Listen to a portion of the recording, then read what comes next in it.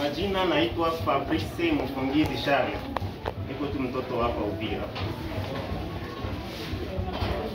Kama vile mwenzetu anatangulia kusema, LCC ni kampuni ya Etats-Unis.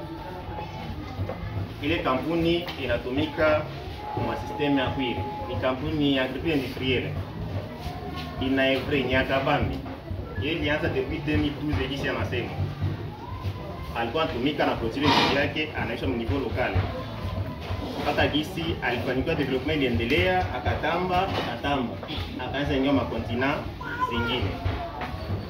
Kufika mu 2017 akajikuta que iko development bien, inaweza mu permettre au moins pour accéder presque au monde entier. Wakati ya kama anaweza accéder au monde entier, akaongeza projet ya investissement mu entreprise yake. Ndio pale piko mission ya pili pale wanaandika remission.